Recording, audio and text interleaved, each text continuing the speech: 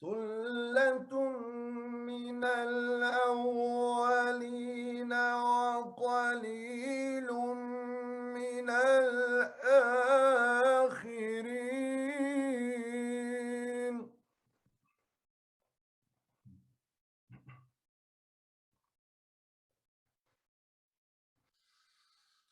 على سرر موضونة متكئين عليها متقابلين.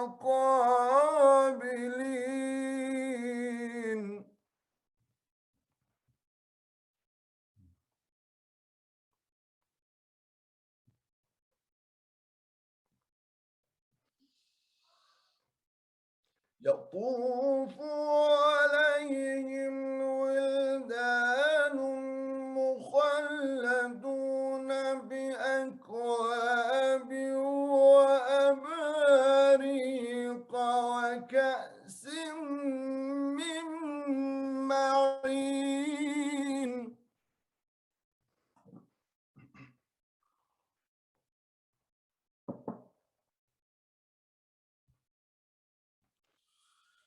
لا يصدعون عنها ولا ينزفون.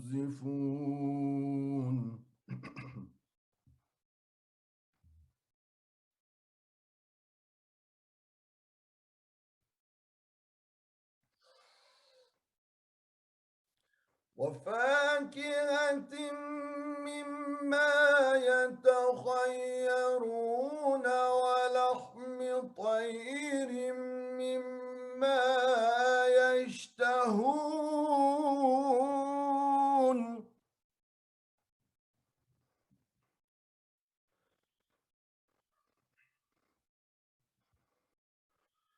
وحور عين ولحم طير مما يشتهون. وحور عين كأمثال اللؤلؤ المكنون.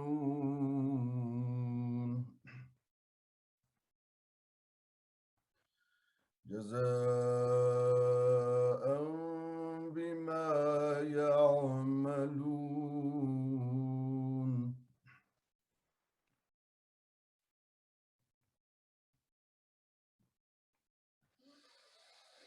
لا يسمعون فيها لغوا ولا تأثيما إلا قيلا سلاما سلاما.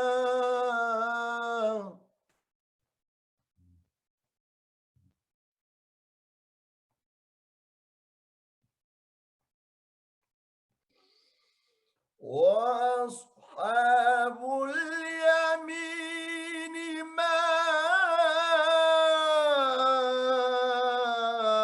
أصحاب اليمين.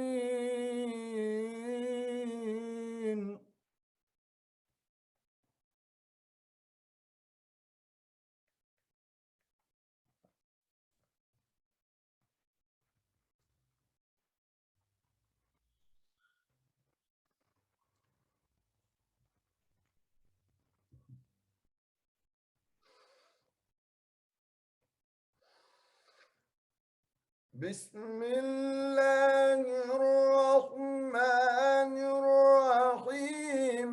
يا أيتها النفس المطمئنة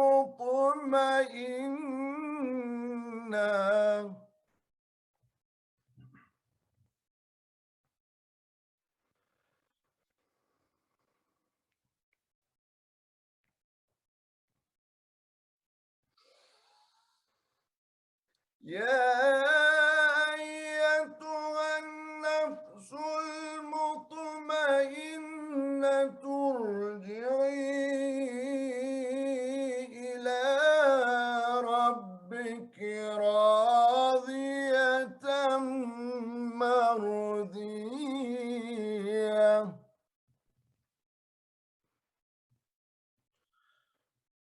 وادخلي في عبادي وادخلي جنتي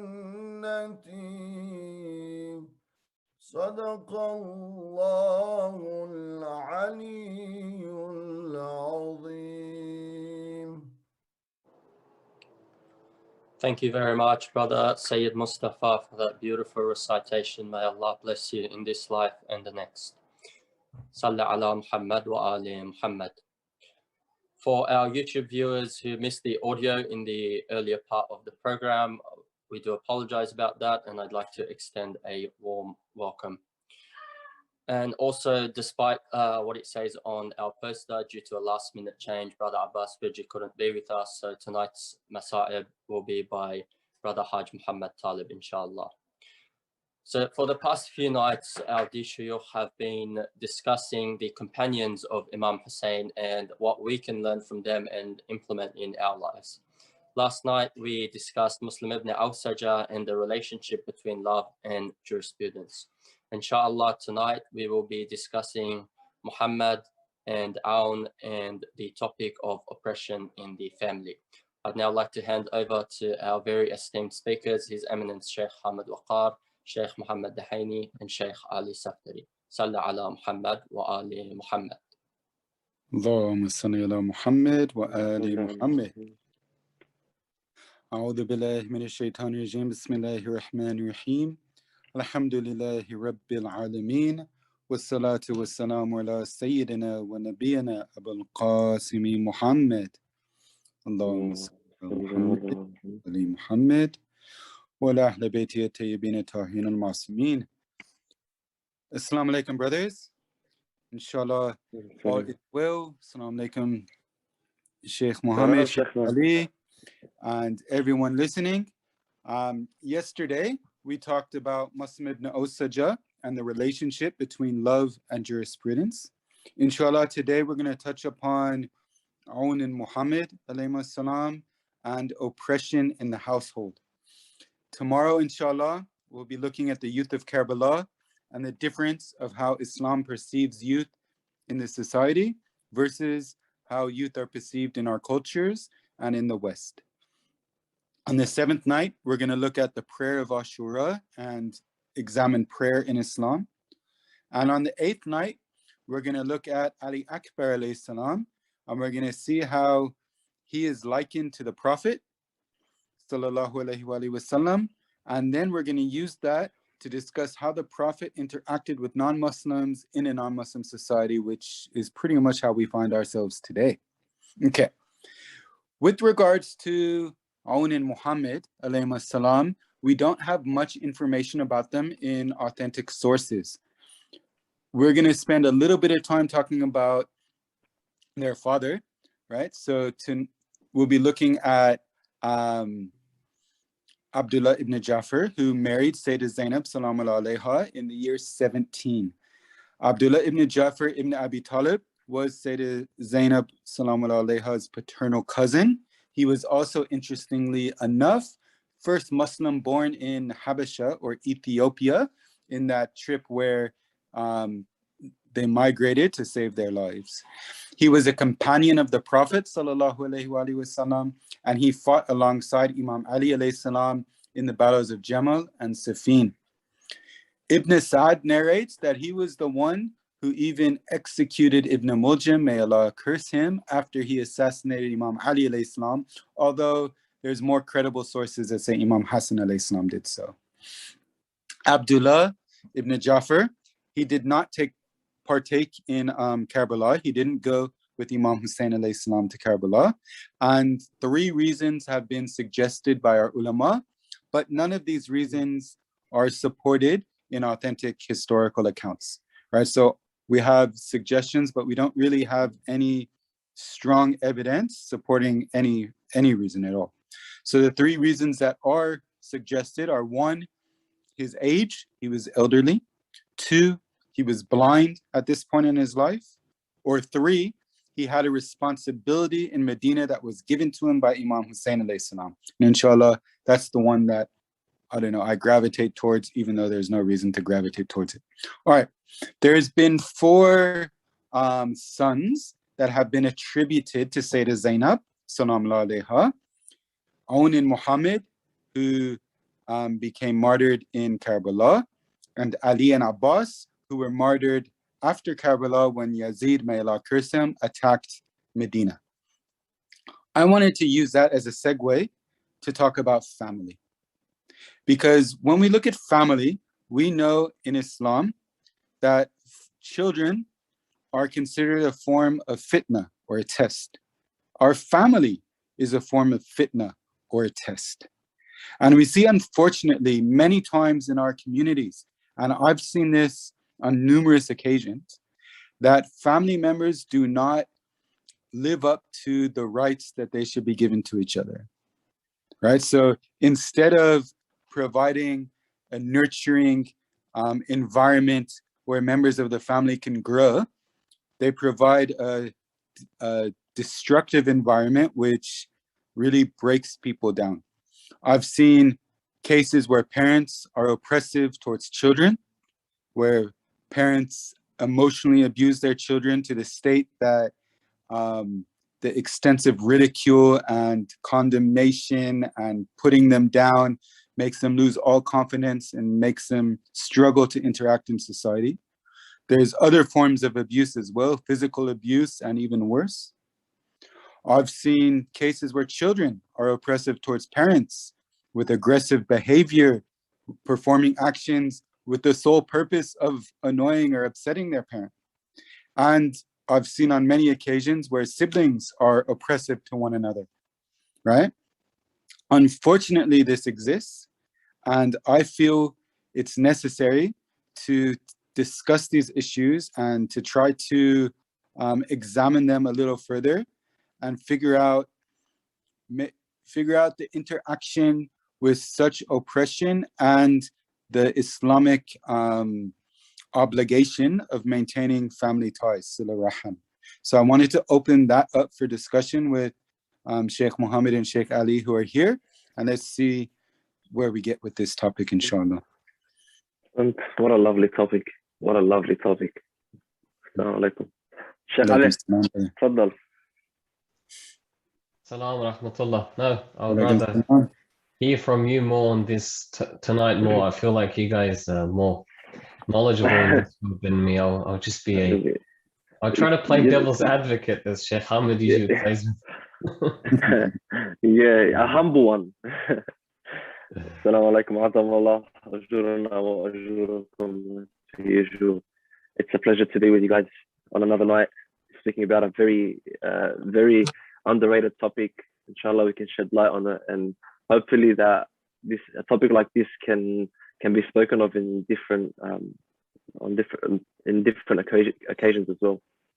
So I think, you know, when talking about this dynamic, this relationship between parents and children, and the levels of abuse, there's so many different angles you can talk about this topic on. But I think most times the reason why we need to speak about it is because each generation thinks that they have mastered parenting, they have mastered communication, they have mastered understanding, and when you see parents today, or even children, like Sheikh pointed out, you know, it's not a one-way street. It happens from child, parent, and parent to child. And, you know, even today you have children that are, you know, much harder to, you know, to tolerate and to really understand. But most times it's the lack of consideration to something called the emotional bank account. We've spoken about this before, Sheikh Hamid and Sheikh Ali.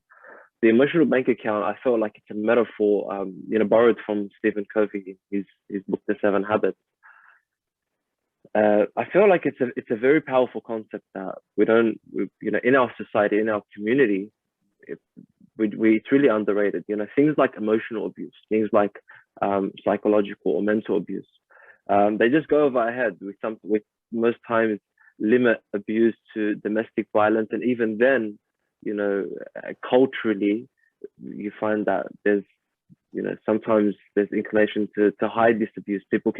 Children can go through this trial for a long time before they can if ever, be caught and, you know, have some help. So, you know, understanding how to deposit into this emotional bank account with your children, with your parents, with your cousins, you know, with your friends, understanding that, you know, for me to increase my trust with my son or with my daughter or with my friend, for me to increase the level of safetyness that they feel with me or I feel with them, there are acts that have to be implemented, acts of kindness, acts of, you know, compassion, of mercy, of understanding, of, you know, of tolerance. You know, just doing something for someone you love in anticipation that they want to, before they even ask you.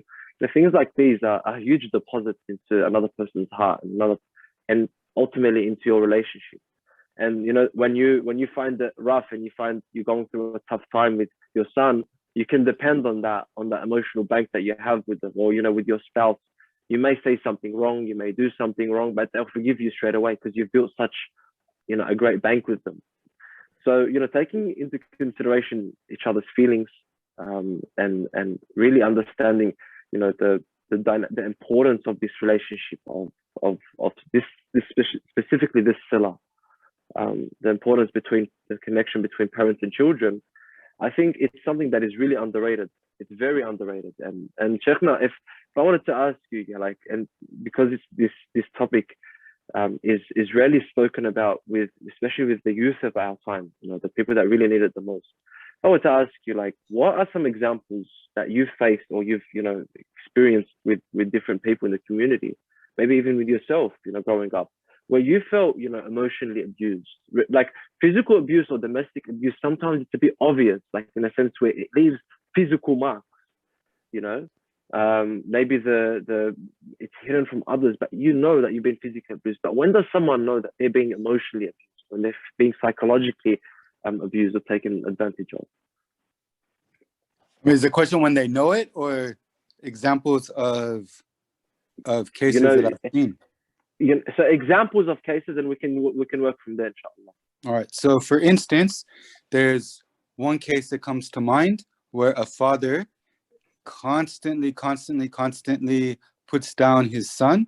There's been physical abuse as well, but in this case, it's I'm just discussing it from the emotional abuse side, to the point where he feels that he's inadequate in every aspect of life, right? The kid is a beautiful kid. He has a lot going for him, but he can't see it. He has zero confidence.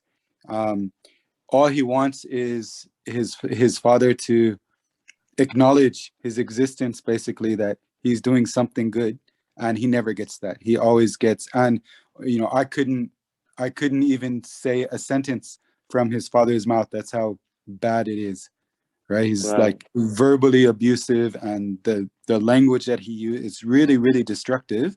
And the thing is, adults, if someone treats you that way, you'll just never deal with them again. Like, okay, I'm not going to talk to you again.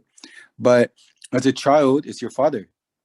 Yeah. You know what I mean? No matter what it is, it's that there's that connection there. You can't get away from it. You know what I mean? And it's difficult. That's one case. There's other cases where it might not be direct emotional abuse, but because of the actions of the parents, the children are put in difficult situations where they end up having to be the parent.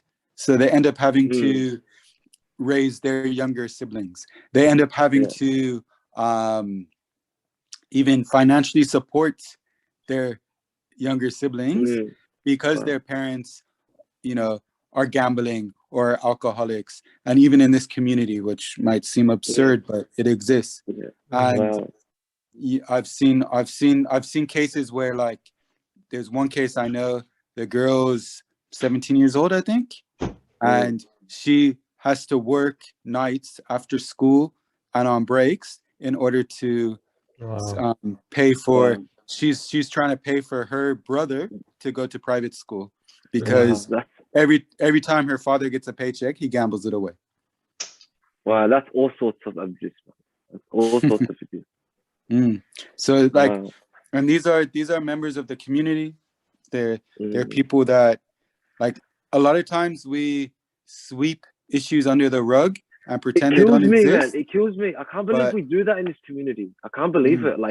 Like, you know, I've heard so many stories, Sheikh, so many stories, like, where, you know, young girls with their uncles or their fathers or their brothers or young boys being abused, even, you know, just all, I don't want to mention the types, but all sorts of abuse you can think of that's being swept under the rug, and being labeled with it's culture unacceptable, it's aib, it's rude, you know, I can't do anything. Like you said, he's my father, no one's gonna believe me. You know, that one, how many times have you heard that? No one's gonna believe me. You know, and you know, as parents, it's, you know, as adults in general, as humans, we have to be so wise to other people's emotions, to other people's feelings, because, like, you know, you can be wounded physically, you can hurt yourself, you can hurt your arm, you can hurt your leg, you know, and you bruise up and you heal and you're sweet. But when someone emotionally or psychologically is messing with you and abusing you, it becomes a part of you. It becomes a part of your personality, and that's where you have all sorts of experiences, all sorts of deficiencies in your personality, like you said, Sheikhna, with that the first example you gave, where a child he uncontrollably becomes something else, like something as a result of someone else's actions. Like, you know, when Allah subhanahu wa ta'ala speaks about abuse in the Holy Quran, speaks about la'anallahu al-zalimin, al-zulm, and la yanalu ahdi al-zalimin, and you have so much focus on zulm and zalimin, and we tend to think that it's just oppression. Zulm is abuse, any type of abuse, any form of abuse, whether it's physical, whether it's emotional or psychological. Allah subhanahu wa ta'ala is saying, because when you hurt someone, you know, a child like this, when a child that's 16 or 17 years old that has such an emotional burden as to take care of, you know, the younger brother, and they have to take care of themselves, and they have to take care of their parents, and they have to take care of the future, and they have to take care of their past, and they don't know how to catch up. At the age of 20, 22, 25, it drains them, you know, and it's not in their hands. So, and these are the results of people's actions. And like to fix something like this, to amend something like this, it needs a great deposit, like we're talking about before in the emotional bank. You can't fix stuff like this with a simple sorry or the simple, you know, rose. There are actions, there's a lifestyle that has to be inbuilt when you're trying to make up with something like this. Allah subhanahu wa ta'ala tells you, I'll forgive anything you do. I am the most merciful. But if you hurt a servant of mine, go ask forgiveness from them. Because although I can forgive you, I'm the most merciful. The way you affected your brother, your sister, your friend, that random person walking on the street, the way you affected them, I can't fix that. It's part of them. Let them feel relieved by your apology. You know what I mean? So it is something underrated in just especially, and it's sad to say, in the Arabian culture, especially within Lebanese communities and, you know, and these Middle Eastern communities, where we feel like the image we've taken from, you know, parents, just like they can do anything they want to their child, and the child feels so weak and helpless and powerless. They grow up to be the same. You know, they grow up to be that. Thank you, Sheikhna. There's a question that came up asking for resources. Just to mention the book that you mentioned about the emotional bank account is 7 Habits of Highly Effective People by Stephen Covey. Although obviously not an Islamic author, there's a lot that can be benefited from that book. With regards to the discussion, he's a devout Christian. Yes, he is a devout Christian. There's a lot of religious tones in the book, which is good. There is also a book about sins called Greater Sins by Ayatollah Daskeb. And in that book, there's a topic which is called Qata Raham, so severing kinship, or however it's translated. But this discusses the obligation of keeping or maintaining family ties and what happens if we break them. And I wanted to ask Sheikh Ali, because you're I think you were the most recent of us three that were in the Hawza, so I know this is a topic that's covered a lot. But do you have any, I don't know, any hadith or whatever? I don't want to just throw you on the spot, but if you could just discuss the obligation of maintaining family ties briefly before we kind of look at possible exceptions. But first, we want to hit home that it's an obligation to maintain these ties.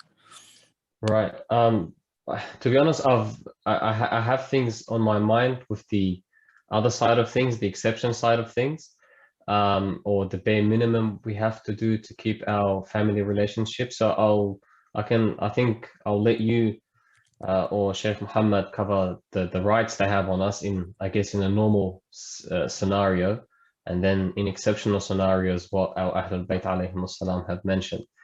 But while you brothers were talking, what came to mind is that the culture of, and this is what Sheikh Muhammad was referring to towards the end of his comment, was the idea that we have built an idol of our parents. Now, in the Quran, we're always reminded, Ya Bani Israel, u'budu rabbakum alladhi khalaqakum wa bil walidayni ihsana.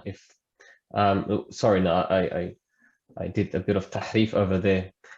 It's in Surah Baqarah, where Allah subhanahu wa ta'ala, straight after commanding us to worship Him and not take partners, associate partners with Him, He commands wa bil walidayni ihsana. And then also in Surah Isra, Allah, has even the making sure we don't even express the minimum amount of frustration towards them in the form of saying an uff, sighing, right?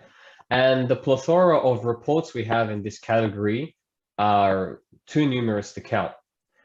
And I feel this has created a culture where there is, like Sheikh Muhammad was saying, there is no boundary to what the parent can do. Now, since they have been placed in terms of who we should respect after Allah and the Prophet and the Imams, the next entity to respect are your parents. Therefore, whatever they do is okay. And that has sort of overshadowed their responsibilities, overshadowed their duties and what they have to do. And I think it's also not fair to our literature, because in the same way that we have literature outlining how a child should act towards their parents, we have a lot of literature as well speaking how you should speak to your child, how you should raise them, when you should get them accustomed to performing their obligations. The same in Sahifa Sajjadiyah, the same way we have a dua that you have to recite for your parents, we have a dua that parents have to recite for their children.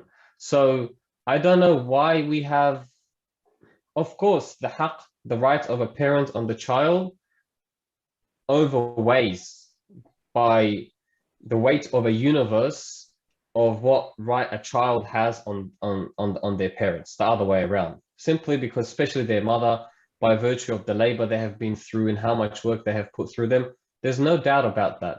But we also have to be realistic. Well, surely, yeah, there was labor, there was hardship, there was physical pain, there was breastfeeding, there was all of that.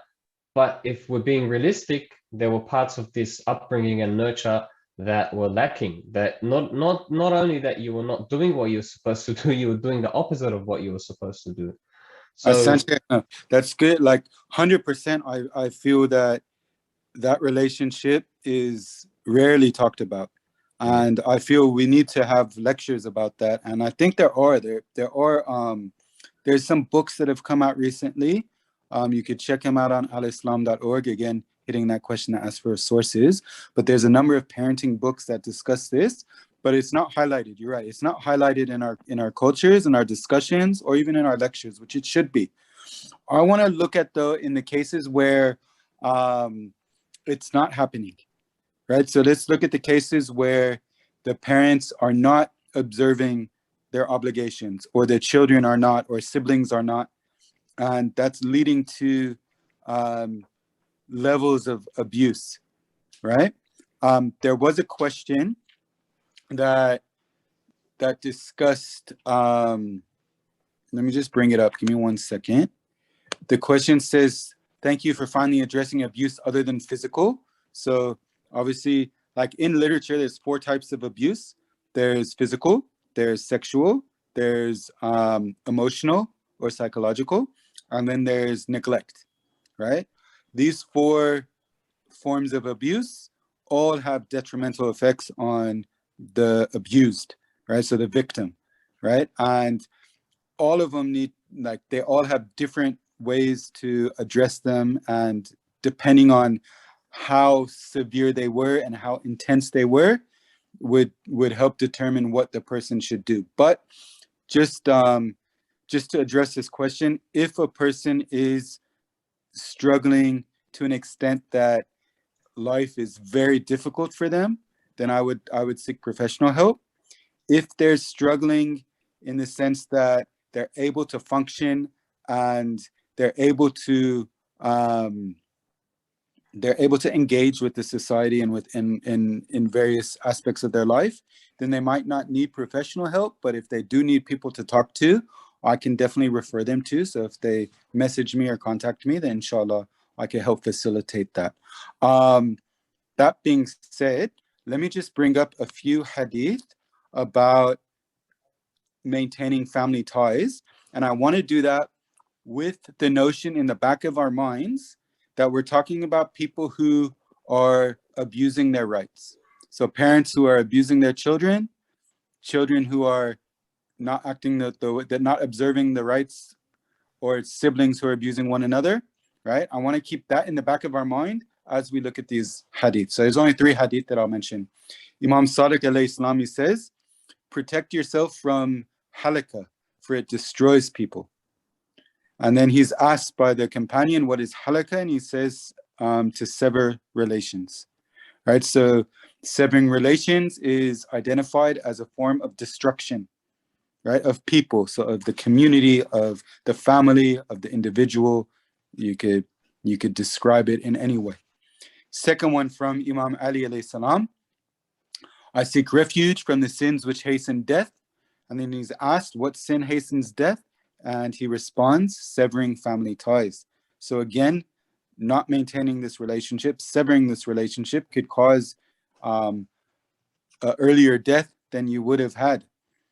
And third one from Imam Sadiq alayhi salam, he says, swallow your anger and behave nicely with your relatives. Now this one is one that I feel should not be overlooked. And I feel that, like, because I know where it looks like our conversation is going, and I feel that we'll open that up very well. But I think this first step of what to do when we're experiencing hardship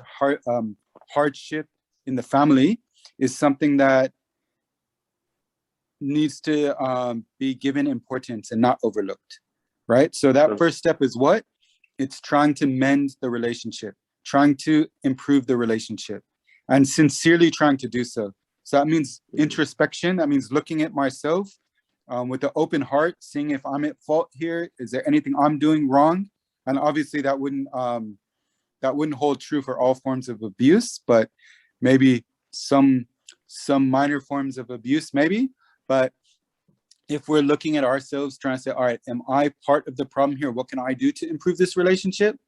Trying to utilize different tactics and different strategies and different techniques, maybe even consulting with others, with ulama, with respected members of the community, with other family members about what can I do to improve my relationship with this person, and sincerely trying. And it's between you and God, whether or not you've put forth sincere effort or not. But I feel that that sincere effort is something that needs to happen in the first step. I right? think Now, yep. Shaykhana, on that step, where I wanted to elaborate more on this point on the night that we're talking about brotherhood as well, but it's relevant here, that we're raised in a culture that we've become really self-centric, that the slightest amount of difficulty is permission for us to completely neglect, cut ties, and become independent, abandon them. If they don't like you the way you are, then they don't deserve to exist anymore in your world. There is no, so it's either my way or the highway. I think that first step has even been more presented as the only step. Sorry, the step of cutting ties has been presented as the only step and the go-to step whenever we face problems. In particular, now that some of us, we've become so right-centric in a sense, not responsibility-centric, that I'm going to call the cops, or I'm going to do this at this. Like, I've seen the opposite side of this as well, where we encourage. Now, the last thing we want is people our age, or my age at least, to, after they've listened to this discussion, have a sensation, a feeling of resentment towards their parents or siblings. That's the last thing we want. We're trying to be realistic, and that starts with ourselves. How much have we done to make that relationship work, and how much we've done to make that relationship fail? So I just wanted to add that, to stress on the importance of that first step in the culture we live in that doesn't like to acknowledge that as much. 100%. It's key. Like, that first step, I feel we can't move on to the other steps without that step being employed. If it hasn't, then you're basically, you would be trying to exempt yourself from an obligation without just cause. So it is very important that we try our best to fix the situation, right? And that means utilizing multiple strategies and patience and forgiveness, which was mentioned, and doing everything we can. And then if we're still not able, then we could look further. But I definitely think that's important. There's a question that came up, Sheikh Mohammad. Maybe we could address this before we move on to second step. It says, was Ali Asghar alayhi salam abused in Karbala? I think that's an interesting question. Nice question. Very nice. Sheikhna, just before I get to this question, actually, let me answer this question first, but I have just a few points on the first step as well. It just depends. It depends on how what you consider as a reward. And when you say, was Ali al-Asghar abused, you have to ask, what do you consider as a reward? Is living life in this dunya a reward, or are there certain levels in heaven? So which lens are you looking through? Are you looking through a materialistic lens, or are you looking through a divine lens? If you're looking through a divine lens, then definitely he wasn't abused, because he reached the higher stages of martyrdom with his Imam, with his father, at such a young age. And it's a mercy. Like, he lives for the rest of his life, his real life, in the highest levels of heaven. And Sheikhna, I think they're asking if Imam Hussain al-Ayadhu billah, or members of the Ahlul Bayt abused Ali al-Asghar. Not because it's obvious that the enemy did abuse Ali al-Asghar. But I think that's the only way to read the question, right? Yeah. So, well, of course, same thing. So, like Imam Hussain alayhi salam, it depends on what lens are you looking through. Are you looking through the metaphysical lens? Or are you looking through the physical lens? If you're looking through the metaphysical lens, then he didn't abuse his son. He took him to martyrdom. With everything we've been speaking about in the past couple of nights, of the journey of Imam Hussain, the mission of Abu Abdullah, and the outcome of Imam Hussain, then Ali al-Radi' or Ali al-Asghar being a part of that journey, it just, it elevates him, and in the real lens that we want, he reaches the highest levels of paradise. But on the first point, Sheikhna, in regards to, let me just interject 1 second with that question too, and then jump in. Sorry, Sheikhna. Did Imam Hussain put Ali Asghar alayhi salam's life in danger? Yes, he did. Right? He took him to Karbala. He knew the danger that was involved there. He knew what was going to happen. He presented him before the army of Yazid, may Allah curse him, put him in danger. So can we say that Imam Hussain alayhi salam put his son in danger? Yes, he did do that. Now, is that considered abuse? Right? That's I would say no. He did not, I can't say, like, Imam Hussain did not physically abuse Ali Asghar. Imam Hussain did not emotionally abuse him, right? Imam Hussain, obviously, but I'm not even going to go there. And then Imam Hussain neglect. Look, Ali Asghar was put in a position where he didn't have food, right? He didn't have water, But again, that wasn't Imam Hussein's direct action. That was the enemy's action, right? Now, with him putting his son in danger, right? Life is sacred, but Islam comes before everything. And we've been saying over multiple nights that Imam Hussain alayhi salam needed to paint this or orchestra this picture of shahada and this tragic event in order to save Islam. Islam was in danger. When Islam is in danger, our lives mean nothing, right? And I feel because of this situation that was presented, you know, the Imam was forced to put himself and others in danger. That's what Islam needed at that point, right? And like that's how I would tackle that question. It's a very tough question. At the same time, I mean, I think this is specifically talking about the event of Imam Hussain alayhi salam taking the move to ask that, because that's what led to the martyrdom of Ali al-Asghar alayhi salam, right? He went and asked for water. Well, the child was like, let's put this idea of doing this for Islam to the side for 1 second. The child was already dying of thirst. So the Imam is seeing that this child is dying, even daruratan, it becomes your obligation as a parent, forget as an Imam, that you have to find a way to quench the thirst of this child before it perishes. And at the same time, who would actually think that an army of men would throw an arrow and murder a baby? Like, that does not happen. That's like completely out of anyone's mind. And Imam Hussain is saying, well, look, if you guys don't want me, you've murdered my companions, you want to murder me, that's fine, but have mercy on this child. It just needs some water, right? So I think Imam was just doing his obligation. Like, there is not only that he's not doing any abuse, he's doing what he has to do to cater for the child's welfare. Or else we can say that Allah subhanahu wa ta'ala, if this were to be considered abuse, then it's like saying Allah subhanahu wa ta'ala ordered Ibrahim to abuse his son, alayhi salam, you know, through zabh.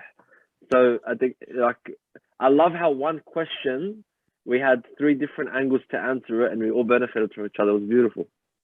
Fadal Sheikhna.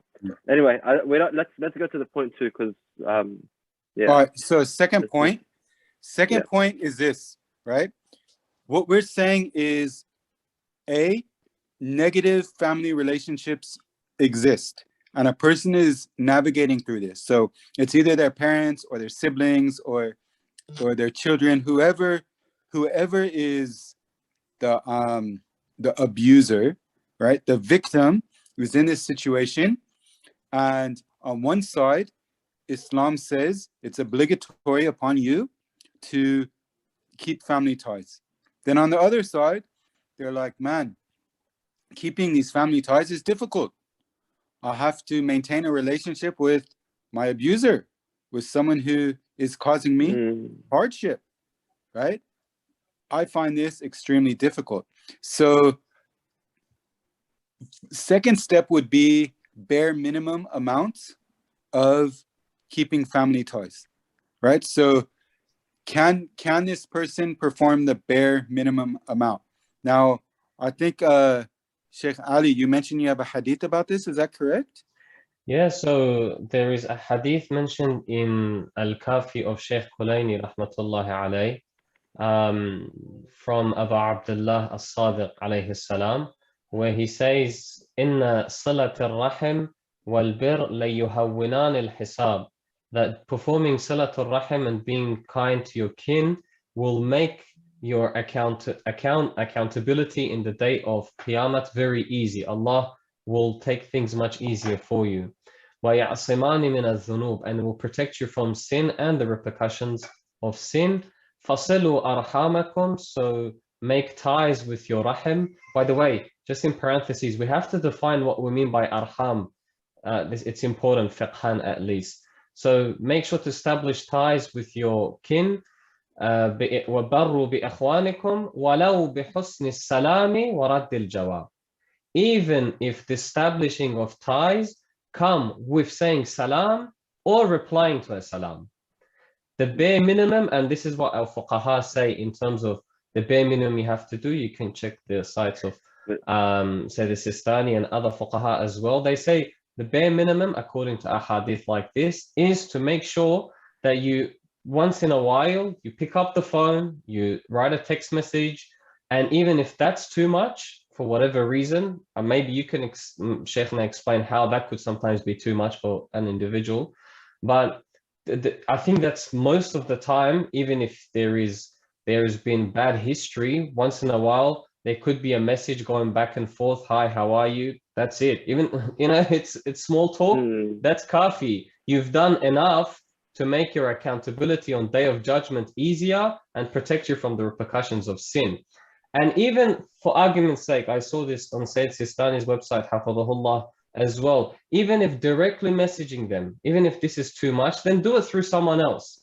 For argument's sake, I have abused one of my family members. They don't want to talk to me directly.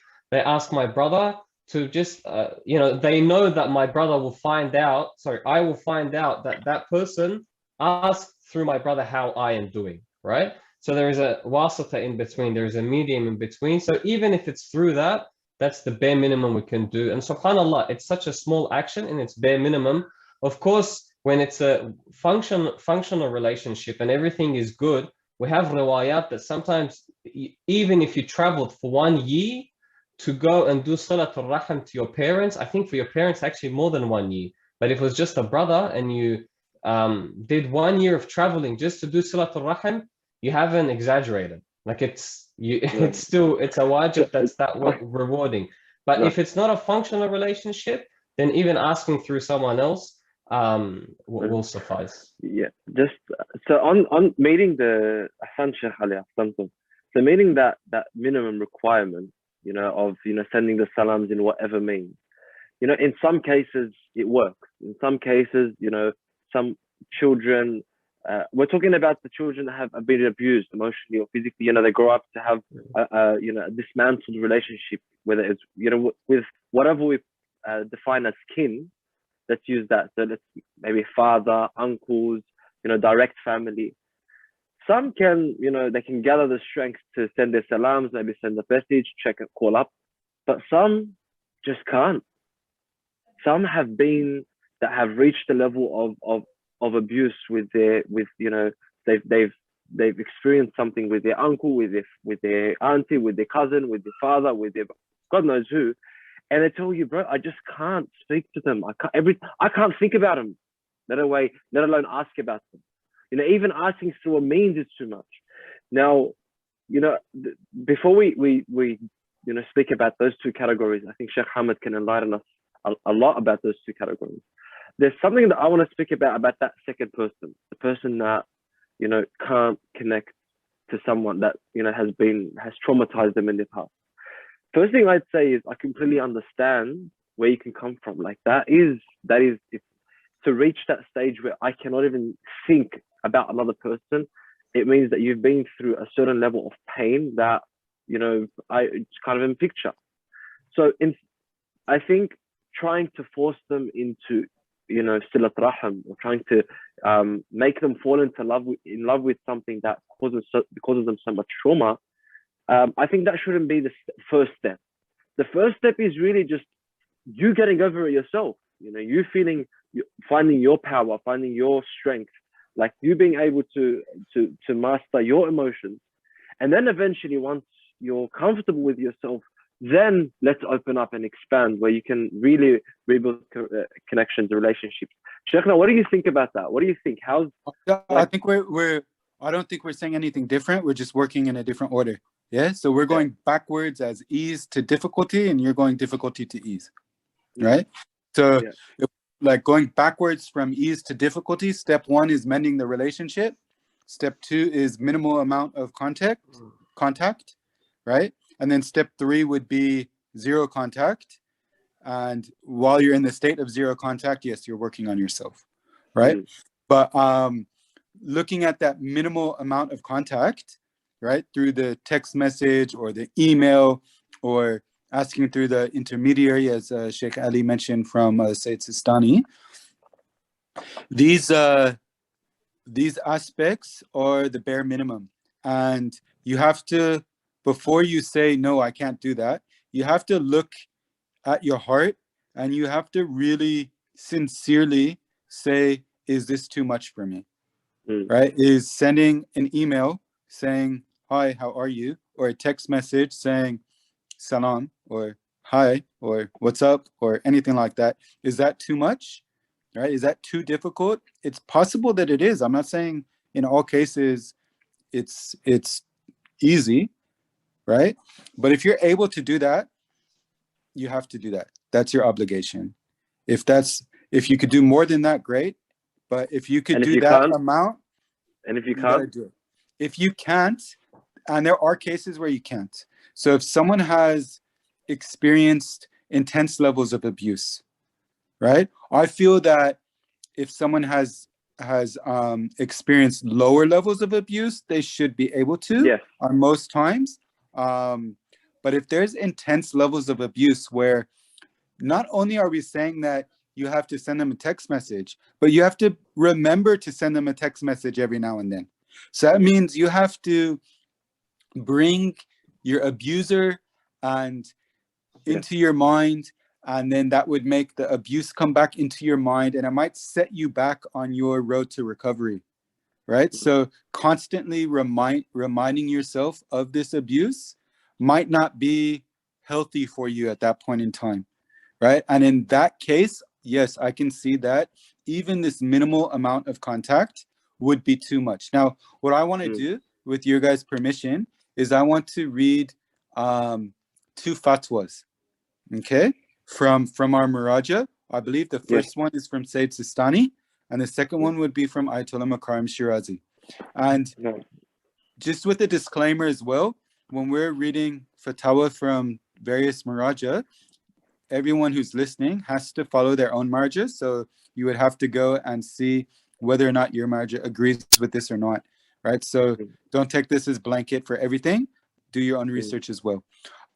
First fatwa from Sayyid Sistani, what it says is that there's an exception to the rule. The exception is different than what we're talking about, but it just provides context that this rule has exceptions, okay? So what it says is this: it is haram to it is haram to sever relationships with one's family. That's the principal ruling. This is haram even if the family member leaves prayer, even if the family member drinks alcohol, even if the family member takes lightly the laws of religion in such a way that they do not receive any admonition. But there's a condition. With the condition that maintaining family ties is not seen as confirmation of their action, right? So that means, for instance, with me, I could say, or let's not make it personal, person X, right? My family member drinks alcohol. I disagree with this action. I know that this is bad, right? But he is still my father. She is still my mother. I'm still going to have contact with you, even though you're breaking the laws of Islam. I disagree with your action, but I'm going to maintain contact. Now, if somehow this contact means that I approve of you drinking alcohol, then we have to rethink the situation here. But I feel that that's a rare case. But whatever the situation is, this shows that there is an exception to the rule. But I think what's more pertinent to our discussion is Ayatollah Makarim Shirazi's fatwa. Ayatollah Makarim Shirazi, he states this. He was asked about whether maintaining family ties can fall under the principles of la haraj or la darar, right? So we have these two principles. La haraj, in its very simple explanation, means if something is so difficult that a normal person would be unable to perform it, then you would be exempt, right? So if you find yourself in a situation that is so hard for you to do that a normal person, if found in such a situation, they wouldn't do it, then you're okay. So for instance, with our scenario, a person is abused, intense abuse, and for them to contact the family, their abuser, is extremely difficult, extremely hard, to the level that a normal person who has experienced such abuse would also find it extremely difficult, right? That would fall. The question is, would that fall under la haraj? Second one is la darar. La darar talks about harm, right? So it's discussing that we would be like, there's two sides of it, but I'm only going to talk about one side of it, that we don't have to do anything that would put us in severe harm, right? Now, with that one, would contacting the abuser be classified as harm, right? So it's definitely emotional pain. Yeah, it's definitely not going to be physically harmful, but it could be classified as psychological harm.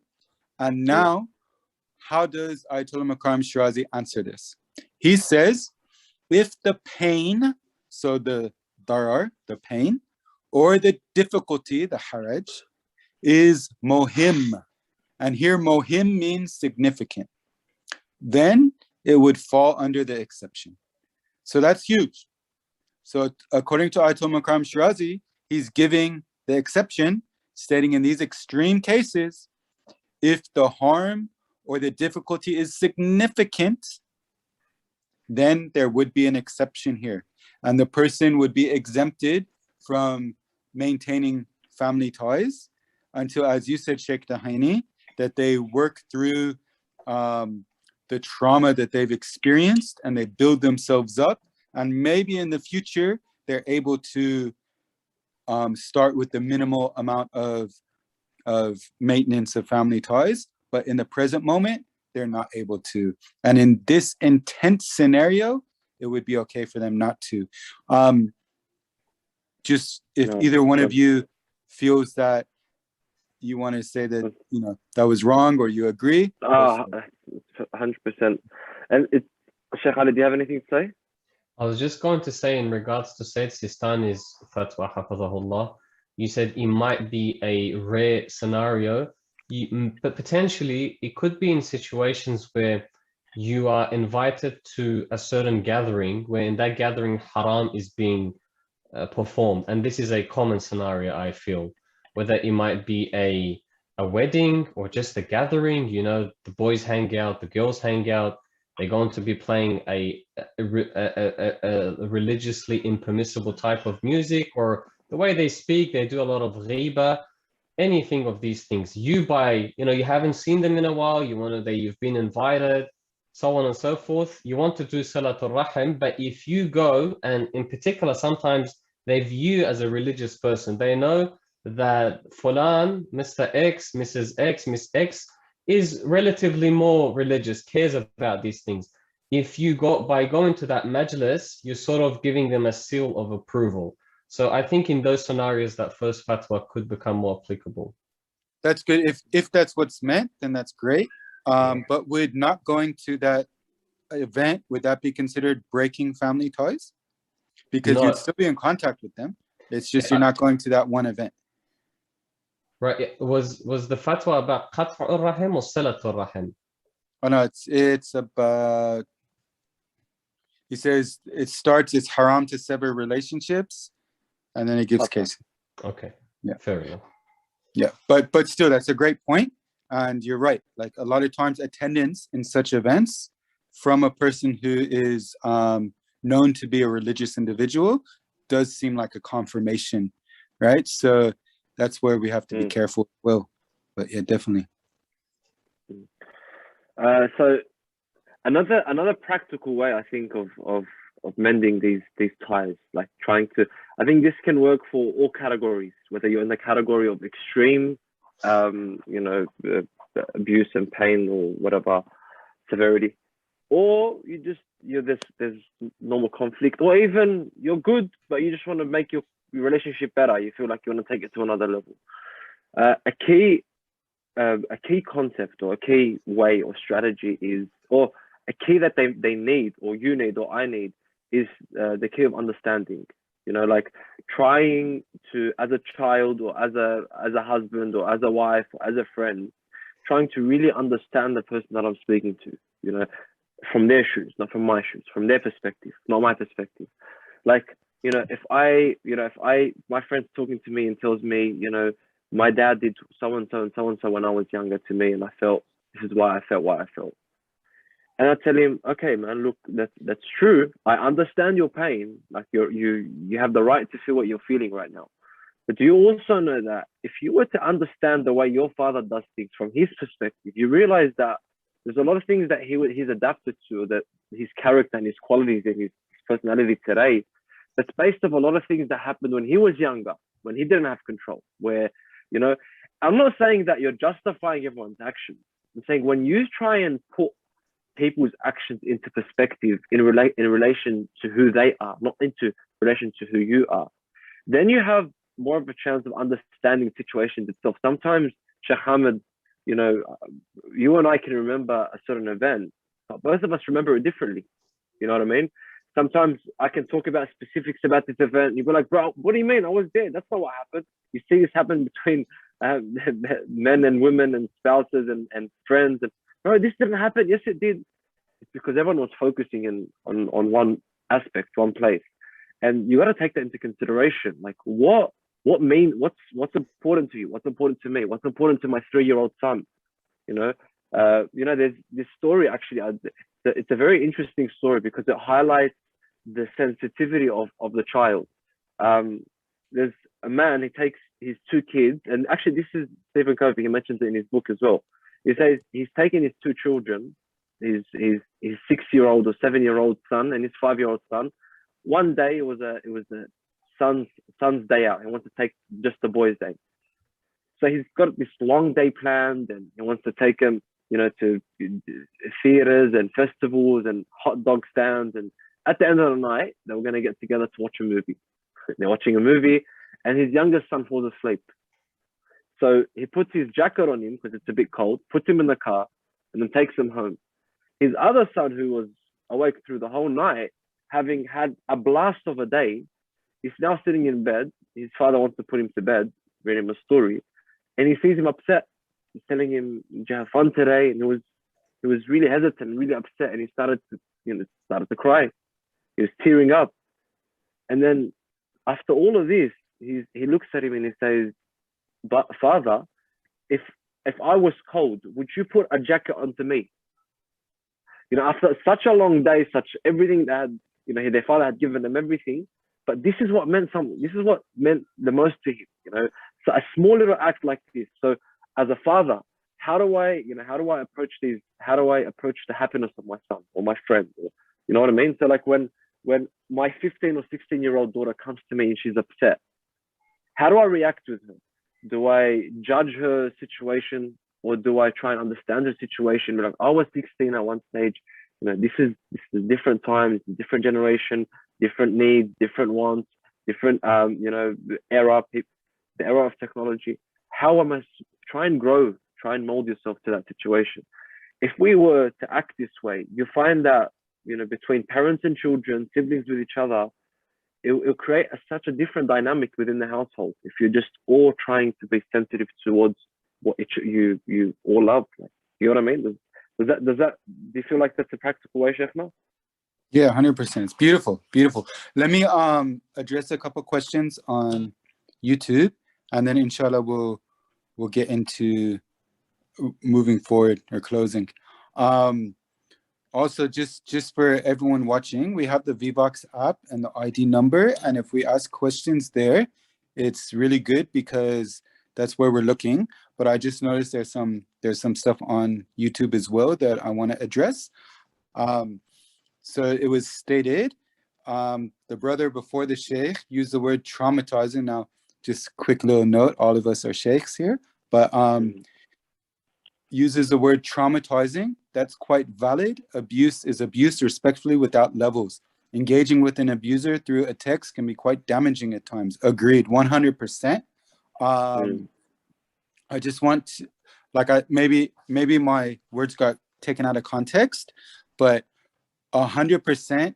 like whatever abuse one experiences, the way that they react to that abuse depends on where they're at, right? So if whatever the abuse was, whatever the quote unquote intensity of the abuse is, that's all in accordance to how the victim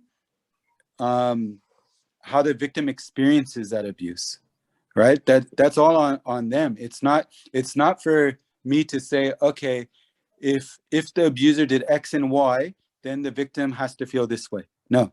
However the victim feels, that's where they're at with the abuse that they've experienced. And if they're unable to do the bare minimum amount of contact with the abuser, because that bare minimum amount of contact would be traumatic for them, then that's where they're at.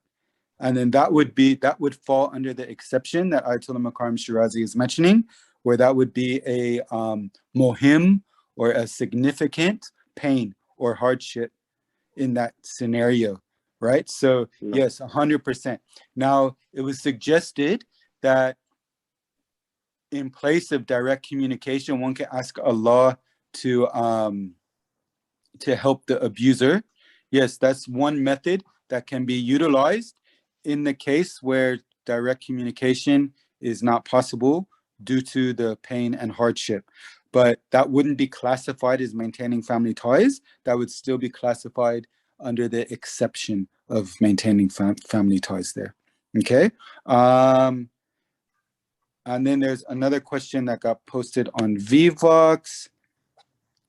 Yes, and that's the same one that was on YouTube. So good. All right. So what action should you take if someone is spreading false negative comments about oneself or about you, I think?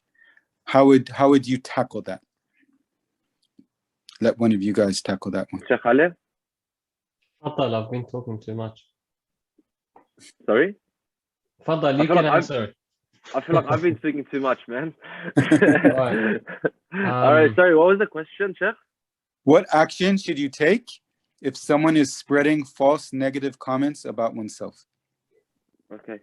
Fadal, Sheikh Ali. I would just say if the best thing usually to do, not usually, but I'm putting myself in the shoes of that person which negative comments have been spread about. It's something obviously not always in your control. You might have to look into yourself sometimes. We have this concept of, I know this is a bit counterintuitive, but let me mention it. We have this concept in our hadith that do not place yourself in an area madhan al-tuhma, where you'll be potentially accused of something. So try to avoid placing yourself in situations where these negative comments, although false, could easily be more believable, right? That's from one side. Even before these things happen, one can start like that. After that, in certain cases where you think approaching the person is the right thing to do, then do approach them, confront them. Why is it that they are spreading this information? Maybe there is something that they have misunderstood. There are times that it's not necessary. They actually think this is true about you, not that they are intentionally spreading falsehood about you, but they have seen something from you that they have misinterpreted, and they feel it's necessary enough that others must also become aware of this. So I think confrontation with the person that's spreading those comments in certain times is a good measure to take. With communication, generally things tend out to be easier. But if it is the case, and a close family member actually went through this, that they are spreading misinformation about you, then try to, sometimes you entering more into that will give them, they'll be more happy, oh, you took this seriously, so they're going to continuously do that. Sometimes if you ignore it, if they're like, oh, you couldn't care less, then it sort of just lets it die then and there. But if you know that there are those who have, usually community members or people who they have in touch with, then try to indirectly approach the situation so that there is some external pressure put onto that individual, sometimes even legal, right? If it's a serious allegation that's affecting your representation and your reputation in the community, or even sometimes in the workplace, then you need to make sure to use those resources at hand to be able to minimize the effect. On that point, Sheikh, you mentioned something, and I just want to elaborate on it actually, because I find it very powerful. I think, you know, of course, no one deserves to be spoken about. No one deserves it. It's such an ugly thing, you know, to have someone spreading, especially when there are lies and rumors. But the fact is that that does happen. You know, reality is that people, you know, people's hearts are capable of such things, and these things happen. So when they do happen, what I've realized is that I feel like it's an opportunity for growth. If someone were to speak about me right now, in wherever it is, it's an opportunity for growth. It's an opportunity for spiritual growth. It's an opportunity for personal growth. Because, Sheikhna, you mentioned something that don't go to the places where, you know, it's questionable areas. You know, sometimes, yeah, you may not have done anything that deserves someone to speak about you or rumors, but we all know that we're not perfect. We all know that there are so many different parts of our personality, our character we can work on, that we can, you know, we can essentially become better in. So when you find people are speaking about you, or you feel like, you know, you're constantly on the tongues of others, whether it's in, you know, the truth or not, at the end of the day, it's behind your back, then take this time, number one, to connect to Allah subhanahu wa ta'ala, and remember, like, come back to earth. Remember, like, everyone that loves you or cares about you, that shows you that they're your friend, or the appreciation, I'm not saying that they're not important, but Prophet tells us, Ilahi ila man takiluni, ila qaribin fayaqta'uni, ila ba'idin fayatajahamuni. You know, Prophet tells us in Dua Arafah, no, Ya Allah, who are you going to bestow me to? Who are you going to entrust me with? The close person that, you know, sometimes, you know, even as close as a brother, which is very rare, but even the brother, sometimes when identities shift and needs shift and mentality starts to shift, and I don't tick all the boxes, whether it's someone close or not, they'll leave me, you know. But with Allah subhanahu wa ta'ala, it's not the case. So when you've reached that situation, that place in your life where, okay, I'm finding you know, my social position is become, you know, unstable. And it's a good time to reflect on yourself, reflect on what you need, reflect on what you need to work on, reflect on your relationship with God, and importantly, reflect on those that are still with you, that didn't believe all these rumors, that showed that they were true to you. So it's, you know, there's good to take out of it. It's not a pleasant experience, but there's definitely good to take out of it. Fadal, Sheikhna. Asana, Sheikhna, I think it's good. Inshallah, we could move towards the Masa'ib. Alhamdulillah, we have Hajj Muhammad Talib will be doing the Masa'ib tonight, and if you could, inshallah, lead us into that. With Hajj Muhammad Talib, how can I lead? How can I lead into Hajj Muhammad Talib? So, Sallallahu ala Muhammad wa ali Muhammad.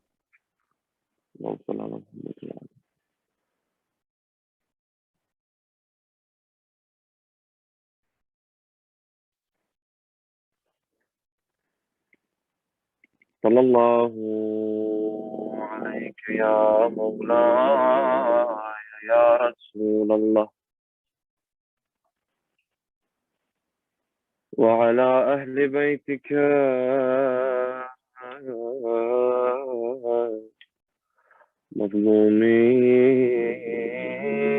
مظلومين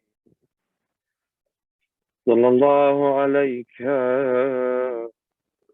سيدي وعلى ابنك المظلوم الشهيد العطشان الظمآن حسين يا حسين حسين يا حسين حسين يا حسين